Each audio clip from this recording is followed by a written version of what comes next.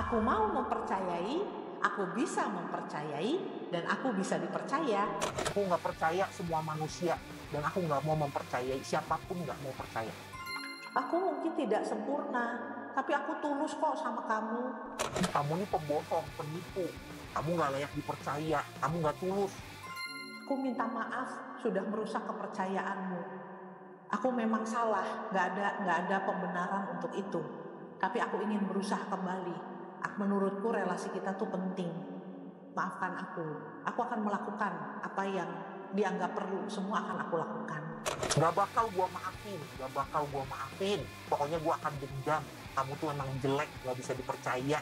Aku nggak mau maafin kamu selamanya.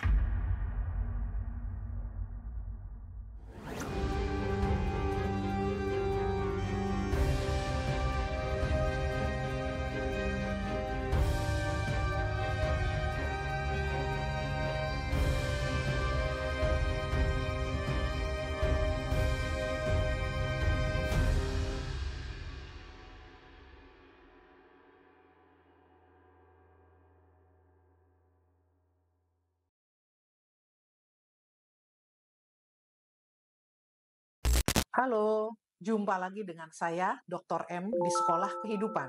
Kali ini kita membahas topik yang seru banget untuk 3 episode ke depan, yaitu tentang trust. Episode ini kita membahas kepercayaan dasar dari semua kolaborasi.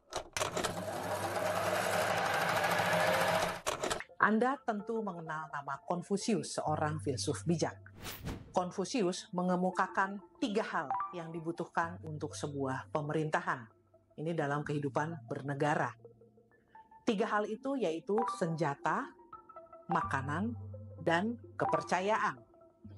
Konfusius mengatakan kalau diharuskan melepas salah satu dari 3 hal penting tadi untuk kehidupan bernegara, dia mengatakan yang pertama dilepas senjata saja. Nggak apa-apa, yang penting rakyat masih bisa makan dan ada kepercayaan. Tetapi kalau dipilih lagi, harus lagi melepas satu lagi, dia bilang bahkan lepas makanan. Nggak apa-apa, lapar bersama gitu ya. Tetapi kepercayaan harus dijaga sampai akhir.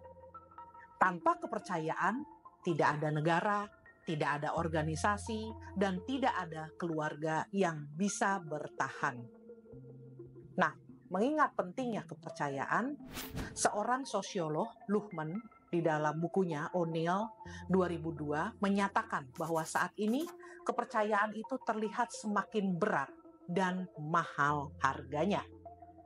Meski demikian, Gambetta di dalam Hudson 2010 mengemukakan bahwa saat ini kata kepercayaan mengalami penurunan kekuatan dan sering dianggap basi.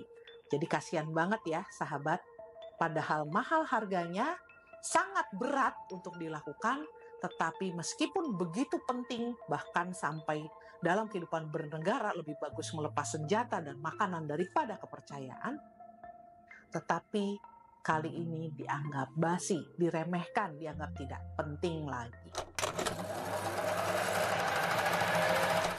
Sekarang mari kita kupas definisi trust. Makna trust dalam konteks sosial dikatakan trust atau kepercayaan adalah pondasi penting bagi interaksi sosial yang sehat, yang memungkinkan menjadi bahan baku interaksi sosial yang sehat tadi dalam kerjasama dan keharmonisan dalam kehidupan bersama.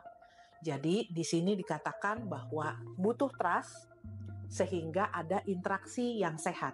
Kalau tidak ada trust, berarti bisa mungkin berinteraksi, tapi tidak sehat. Interaksi sehat inilah yang diharapkan memunculkan menjadi pondasi bagi kerjasama atau kolaborasi. Dan kerjasama yang baik kemudian akan menimbulkan harmonisasi, gitu ya. Nah, tentu kepercayaan ini punya aspek-aspeknya. Ada aspek psikologis dari kepercayaan, di mana di sini ada proses kognitif, bahwa orang mempercayai seseorang atau mempercayai sesuatu, tentu dia berpikir, apa alasan aku mempercayainya? Ada pikiran rasional, ada analisa di sana, apa alasan-alasan yang melandasi kepercayaannya. Tapi juga ada alasan emosional, ada aspek emosional di dalam kepercayaan. di mana kepada orang-orang yang kita nyaman, orang-orang yang kita sukai, orang-orang yang kita akrab, orang-orang yang kita dekat, kita cenderung akan lebih percaya dibandingkan orang yang mungkin belum akrab, belum dekat, atau belum kita sukai. Mungkin karena baru kenal atau tidak kenal. Jadi di sini aspek psikologis dari kepercayaan tentu melibatkan berpikir, aspek kognitif, dan aspek emosi, yang itu akan mempengaruhi perilaku kita di dalam hubungan antar individu maupun hubungan di dalam organisasi atau kehidupan bermasyarakat.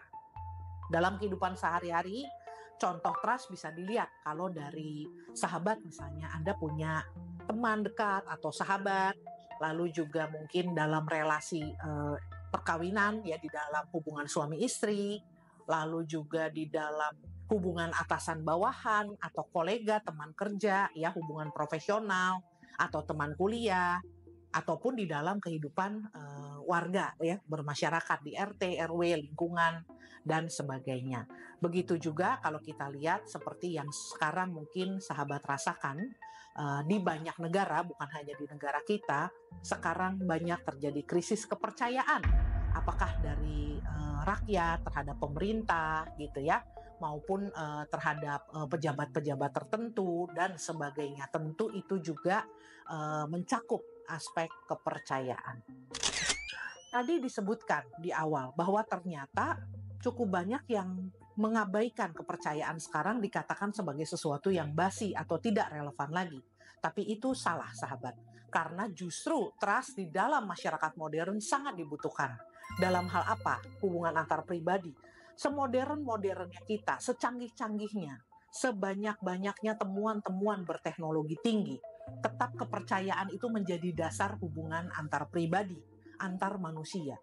Hubungan yang kuat dan langgeng hanya mungkin bisa ada bila ada kepercayaan. Contohnya adalah keluarga. Bagaimana suami dan istri saling mempercayai, saling bisa dipercaya, begitu juga anak ke orang tua dan orang tua kepada anak. Itu akan membuat hubungan yang kuat dan langgeng. Tanpa kepercayaan, walaupun modern seperti apapun, begitu ya, tetapi tetap dasar dari hubungan antar manusia itu adalah kepercayaan ini. Yang kedua, di dalam era digital, saya percaya bahwa sahabat pasti semua pernah namanya melakukan transaksi digital, gitu ya. Apakah kita belanja online atau kita mungkin transfer, gitu ya. Sesuatu yang kita membutuhkan kepercayaan untuk melakukannya. Sahabat tentu tidak mau mentransfer uang untuk membayar barang tertentu yang Anda ingin beli kalau Anda tidak percaya bahwa kalau Anda transfer sejumlah tertentu, barang itu kemudian akan dikirimkan dan sampai kepada Anda. Tanpa adanya kepercayaan itu, Anda tidak akan mau melakukan transaksi online.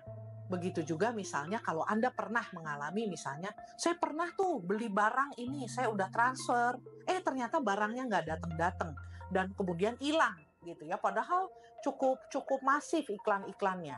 Nah, kepercayaan yang dirusak itu tentu akan membuat Anda dalam tanda petik kapok dan kemudian akan sangat berhati-hati atau sangat sulit untuk percaya lagi, sangat berlapis-lapis akhirnya penjagaannya karena khawatir akan mengalami hal yang sama, di mana perilaku dari apa yang pernah Anda alami itu menimbulkan distrust atau ketidakpercayaan.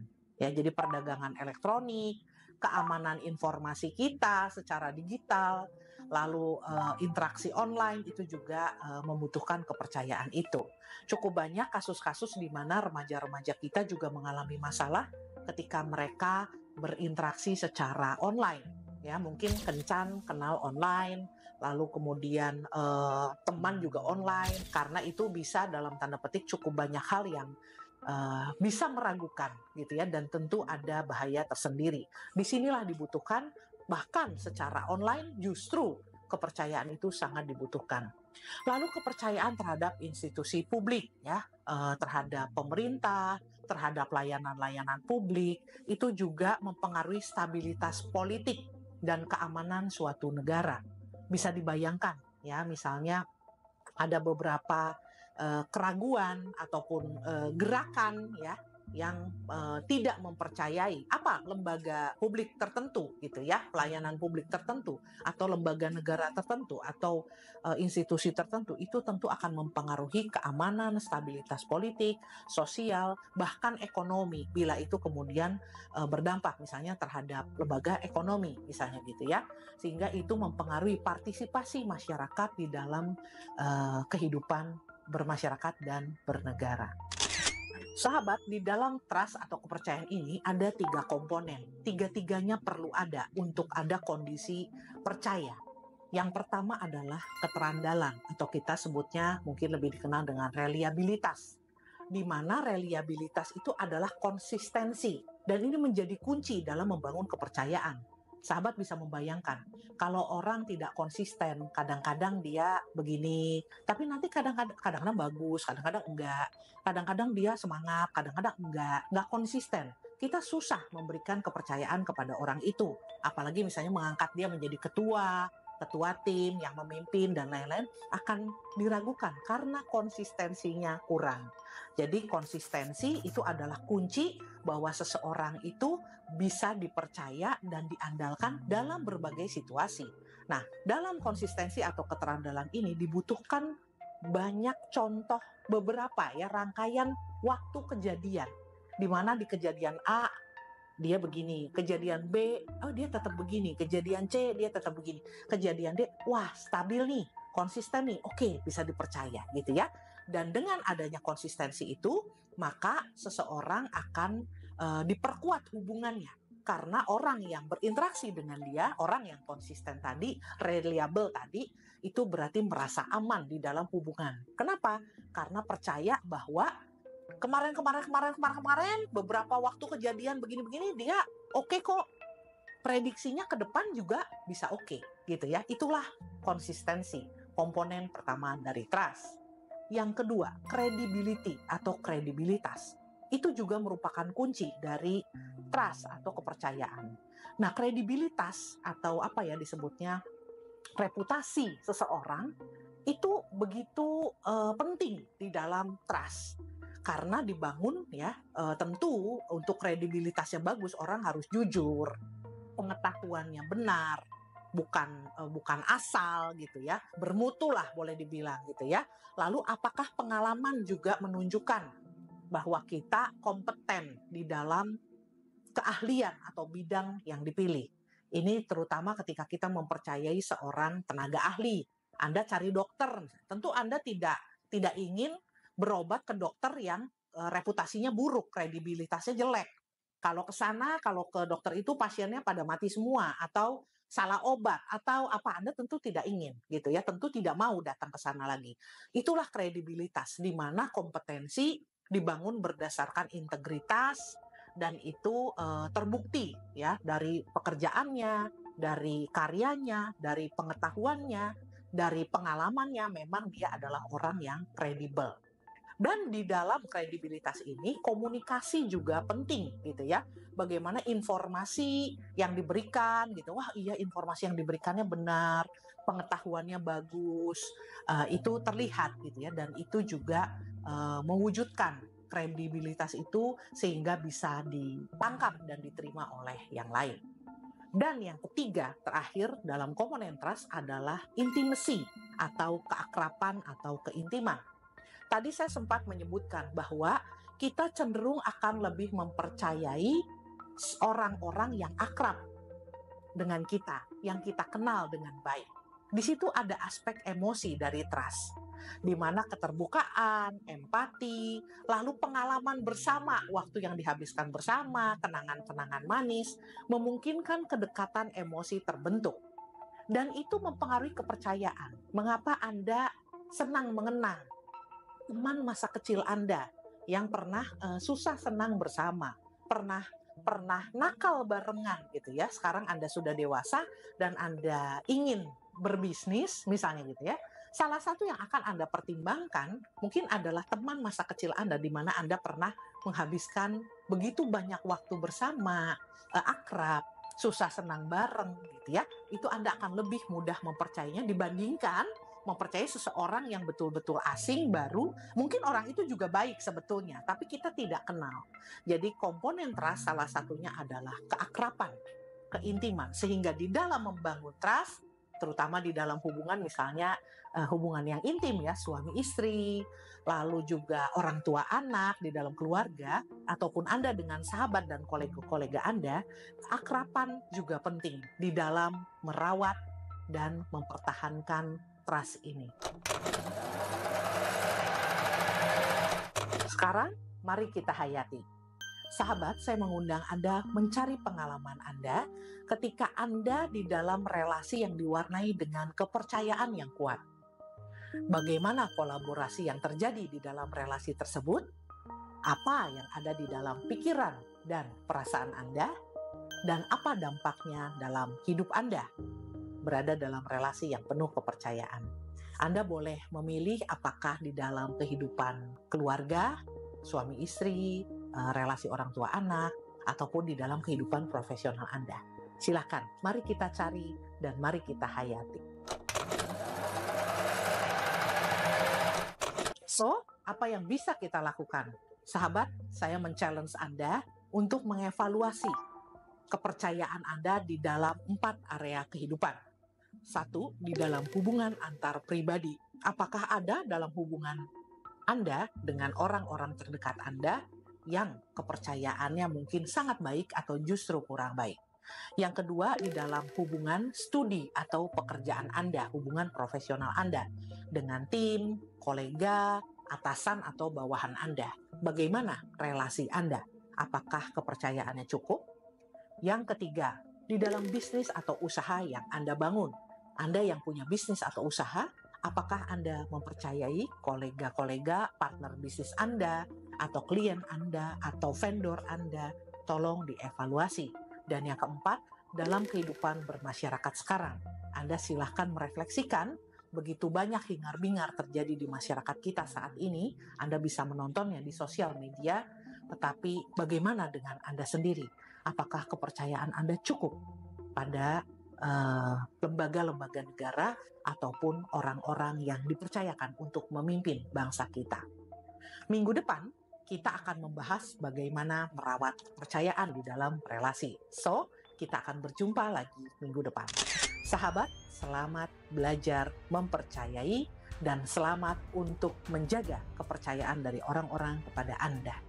Mari kita berjumpa lagi minggu depan. Sampai jumpa di sekolah kehidupan berikutnya. Bye-bye.